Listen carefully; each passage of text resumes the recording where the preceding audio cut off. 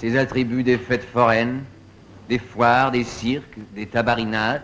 Mesdames, messieurs, à 36 ans, Gérard Philipe s'est éteint dans son appartement parisien, sans prévenir, sans plainte, sans adieu. L'homme qui incarnait la jeunesse éternelle du cinéma français, le sourire éclatant de l'après-guerre, s'est retiré en silence, comme s'il voulait disparaître sans froisser l'image parfaite que la France avait de lui. C'était le 25 novembre 1959.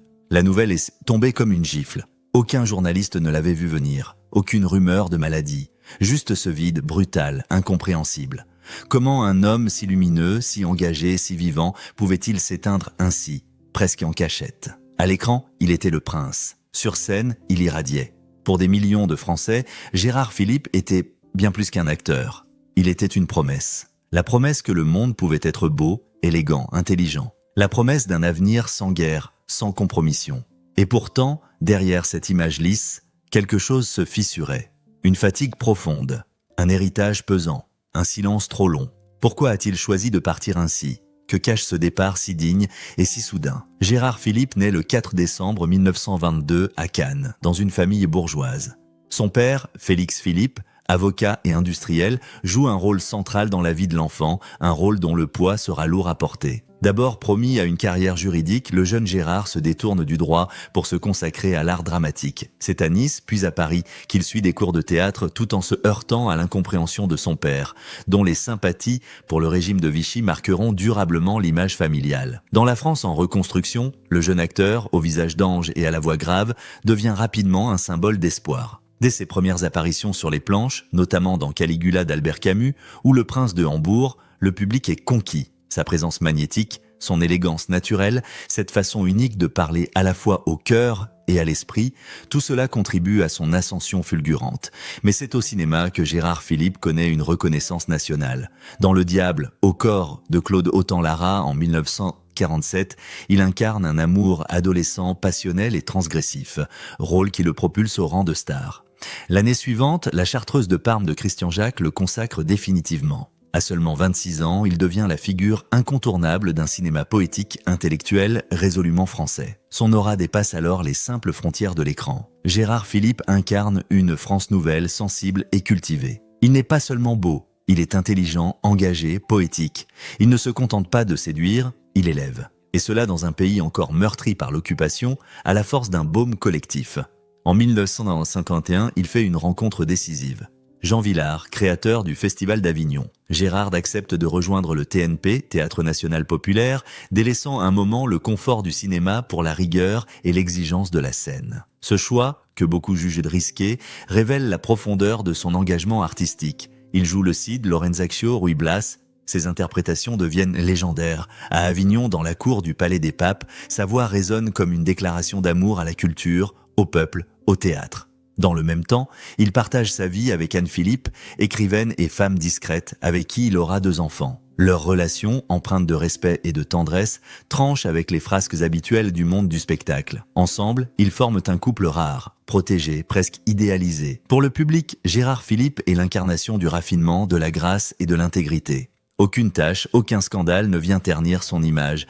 Il refuse les rôles faciles, s'engage pour la paix, soutient des causes sociales. En 1964, il signe l'appel de Stockholm contre l'arme nucléaire. À une époque où les artistes préfèrent souvent se taire, lui parle, mais toujours avec mesure, sans outrance. Et pourtant, derrière cette perfection apparente, une tension monte. Car plus la lumière est vive, plus l'ombre se creuse.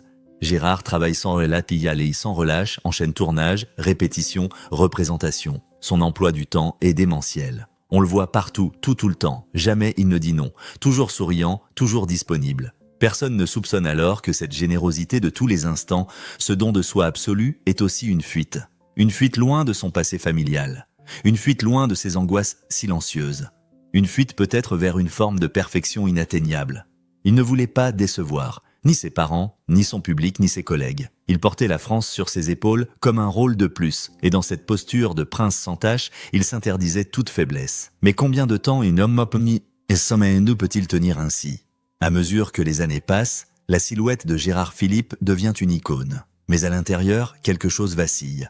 Ceux qui l'ont côtoyé durant les tournées du TNP ou les tournages savent qu'il somnolait parfois entre 2 scènes, que ses traits devenaient plus tirés, que son énergie semblait forcée. Pourtant, jamais il ne se plaignait. Gérard Philippe, en public, restait fidèle à l'image d'un homme toujours en contrôle, toujours souriant, toujours parfait.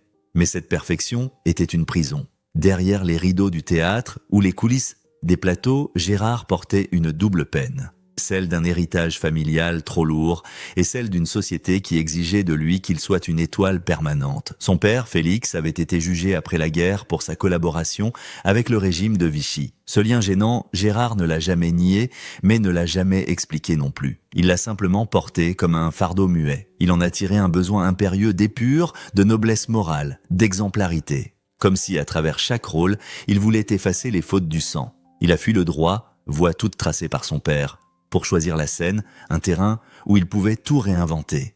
Mais même dans cette fuite, il imposait à lui-même des règles d'une rigueur presque monastique. Il ne buvait que très peu, ne sortait presque jamais. Il écrivait, lisait, répétait, même les week-ends avec sa famille étaient rythmés par des heures de travail solitaire. Cette ascèse volontaire, ce refus du relâchement, ont commencé à inquiéter certains proches. Jean Vilar, lui-même homme d'exigence, avouera plus tard « Gérard allait trop loin, il n'économisait rien, ni son souffle, ni sa voix, ni sa vie. » Et puis, il y a eu les signes. Au début de 1959, Gérard se plaint d'une fatigue inhabituelle. Il pense d'abord à l'épuisement. Ses amis lui suggèrent de lever le pied, de ralentir. Il refuse, il ne veut pas qu'on s'inquiète, il ne veut pas qu'on voie. Il continue donc, comme si de rien n'était. Il tourne les liaisons dangereuses de Roger Vadim, s'investit dans de nouveaux projets au théâtre, multiplie les apparitions publiques, mais les douleurs s'intensifient. À l'été, les malaises deviennent fréquents. Gérard consulte enfin et discrètement. Le diagnostic tombe, terrible, un cancer du foie à un stade avancé. Les médecins sont sans illusion. Il lui reste quelques mois. Gérard n'en parle à presque personne. Il le confie à son épouse Anne, à 2 amis très proches. Il exige que cela reste secret. Il ne veut pas que la presse le sache. Il ne veut pas que le public le voie diminuer. Il continue donc à vivre comme si rien n'avait changé. Il va jusqu'à sourire en conférence de presse alors que la maladie le ronge de l'intérieur. Son choix de silence d'apparence fascine autant qu'il interroge. Était-ce de l'orgueil ou un dernier acte d'amour envers son public, envers cette France qui voyait en lui un symbole de vie? Pendant ce temps, chez lui, rue de Tournon, le quotidien devient un combat. Anne, sa femme, l'accompagne, le soutient, mais respecte son besoin de discrétion. Les enfants jouent dans la pièce d'à côté sans comprendre vraiment. Gérard, lui, regarde ses rôles, ses textes, ses costumes, comme s'il faisait défiler toute sa vie une dernière fois. Il écrit peu, mais relit beaucoup. Il annote les marges de ses pièces préférées, il écoute de la musique, souvent en silence. Il semble serein, presque détaché, comme s'il acceptait que la lumière s'éteigne tant qu'elle le faisait sans bruit. Mais ce silence est assourdissant. Ses collègues du théâtre, de plus en plus inquiets, cherchent des réponses. Certains commencent à deviner, mais personne n'ose poser la question. Gérard reste jusqu'au bout le prince inatteignable. Même malade, même souffrant, il dégage une forme de paix troublante. La presse, elle, n'a rien vu. Et c'est là l'un des paradoxes les plus poignants de cette histoire. L'homme le plus visible de France a vécu sa fin dans l'invisibilité absolue. Lorsque la nouvelle de sa mort est annoncée, le 25 novembre 1959, elle fait l'effet d'un choc sismique. À Paris, à Avignon, à Cannes, dans chaque théâtre, chaque salle de cinéma, une stupeur glacée s'abat. On ne comprend pas. On refuse d'y croire.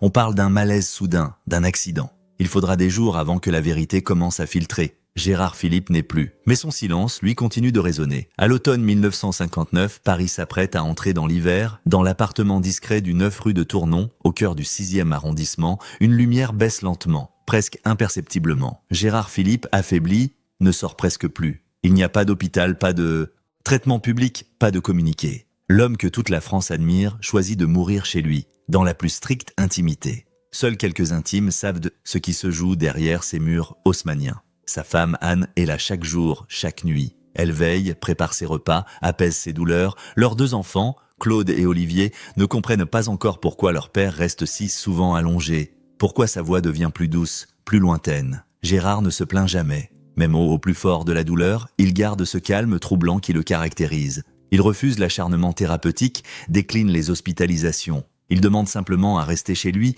entouré de silence et d'amour. Les médecins lui rendent visite discrètement. L'un d'eux dira plus tard « Il n'avait pas peur. Ce qui l'angoissait, c'était qu'on découvre. Il voulait qu'on continue à le voir comme avant. Jusqu'au bout, il maintient cette dignité qui l'a toujours défini. Il relit ses textes favoris, Shakespeare, Corneille, Musset, avec une intensité presque rituelle. Il dicte quelques lettres, il écoute Bach, mais surtout, il regarde longuement par la fenêtre, les toits de Paris, comme s'il saluait une dernière fois la ville qu'il avait tant aimée. Le 25 novembre 1959, vers l'aube, Anne est à ses côtés. Elle sent le souffle de son mari ralentir. Il ouvre les yeux une dernière fois, pose sa main sur la sienne, puis s'éteint doucement. Aucune agitation, aucun cri, aucune scène.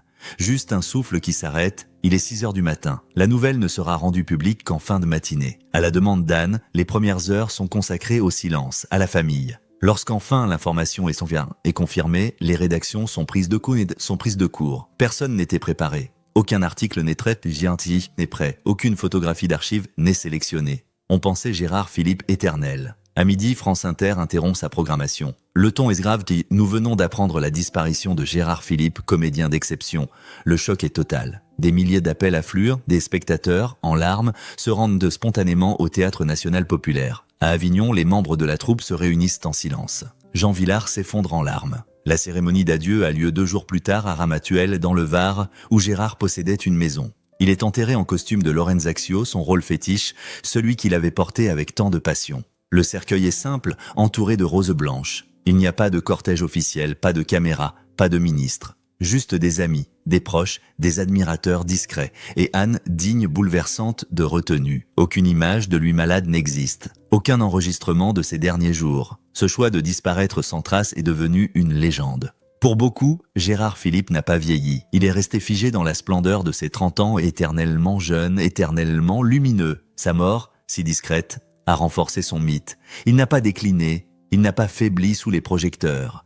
Il s'est retiré avant que le monde ne puisse le voir changer, et peut-être est-ce là le dernier rôle qu'il ait joué, celui d'un homme qui, jusqu'au bout, a voulu protéger la beauté. Le 24 novembre 1959, la nuit est tombée tôt sur Paris. Dans le calme feutré de l'appartement de la rue de Tournon, tout semble suspendu. Gérard Philipe, alité depuis plusieurs jours, ne parle presque plus. Il n'y a ni plainte ni révolte. Il est simplement là, le regard plongé dans un ailleurs que lui seul perçoit. Dans la pièce attenante, Anne veille, assise près de lui. Les enfants dorment. Le silence règne, seulement troublé par le cliquetis discret de la pendule. À un moment donné, Gérard prend la main de sa femme et la serre doucement. Il ne dit rien, mais ce geste contient tout. La gratitude, l'adieu, l'amour. Vers 2h du matin, Anne se lève pour ajuster une couverture. Lorsqu'elle revient, elle trouve Gérard plus calme encore, le visage apaisé. Il respire lentement, profondément. Son front est chaud, son regard se pose un instant sur elle, puis se détourne vers la fenêtre. Paris dort, et lui s'endort avec elle. À 6h, son cœur cesse de battre. Ce matin-là, les journaux avaient prévu de parler de politique, de culture, de football peut-être. Rien n'annonçait qu'une étoile allait s'éteindre. Lorsqu'Anne appelle les médecins puis les proches, tous sont sidérés. Il y avait bien eu quelques inquiétudes récentes, mais personne n'imaginait que la fin était si proche. Gérard avait trop bien caché sa souffrance. Le docteur confirme le décès. La cause est notée sobrement, cancer fulgurant du foie. Il avait refusé les traitements, demandé à rester chez lui, dans la lumière douce du salon, loin des regards et des machines. À 11h, la dépêche de l'AFP tombe. Le comédien Gérard Philipe est décédé ce matin à son domicile parisien. Les radios interrompent leurs émissions, les journalistes se précipitent, mais les portes de la rue de Tournon restent closes. Anne ne reçoit que peu de visiteurs. Elle ne souhaite pas que le dernier souvenir du public soit celui d'un homme malade. Dans l'après-midi, Jean Vilar arrive en larmes. Il est abattu. Gérard n'était pas seulement l'icône du TNP, il en était l'âme. Vilar embrasse Anne, s'agenouille devant le corps de son ami, puis sort sans un mot. Le 27 novembre, selon sa volonté, Gérard Philipe est transporté à Ramatuelle. Il y repose toujours, vêtu du costume de Lorenzaccio, le héros romantique qu'il avait tant aimé incarner. Aucun discours officiel n'est prononcé. Seuls quelques vers de Musset sont lus à voix basse. Pas de caméra, pas de scène, juste le vent dans les cyprès. Dans le cœur des Français, ce dernier moment ne s'est jamais effacé. Gérard Philipe n'a pas eu de déclin, pas de disgrâce. Il est mort à l'apogée. Et cette mort, aussi discrète que bouleversante, a fait de lui une légende figée dans la lumière. Aujourd'hui encore, plus de 60 ans après sa disparition, Gérard Philipe continue de hanter les mémoires françaises. Non pas comme une simple figure nostalgique du passé, mais comme un idéal d'artiste. Élégant, exigeant, discret. Sa tombe à Ramatuelle est régulièrement fleurie. Son nom donné à des théâtres, des écoles, des rues. Et pourtant, il n'a laissé que peu de traces concrètes. Aucun testament public, aucun message d'adieu, aucune autobiographie. C'est Anne Philippe, son épouse, qui portera sa mémoire avec pudeur et tendresse. En 1963, elle publiera Le temps d'un soupir, un récit bouleversant de leurs derniers jours ensemble. Ce livre, devenu un classique, dévoile le silence, l'intimité, mais aussi l'amour inébranlable qui les unissait. Grâce à elle, le monde a pu entrevoir, sans voyeurisme, la grandeur silencieuse de cet homme hors du commun. Son fils Olivier, resté discret, n'a jamais cherché à exploiter l'image de son père. Le mythe est resté pur, intouché, comme si par respect, personne n'osait altérer ce qu'il avait su préserver jusqu'à la fin, la beauté. Gérard Philippe est parti sans bruit, mais il nous a laissé une question qui résonne encore aujourd'hui. Dans une époque où tout s'affiche, où chaque faiblesse devient spectacle, existe-t-il encore une place pour ceux qui choisissent le silence, la dignité et l'oubli volontaire ? Car derrière les applaudissements et la postérité, il reste ce murmure. Et si le plus grand acte d'un comédien, c'était de savoir quand quitter la scène ?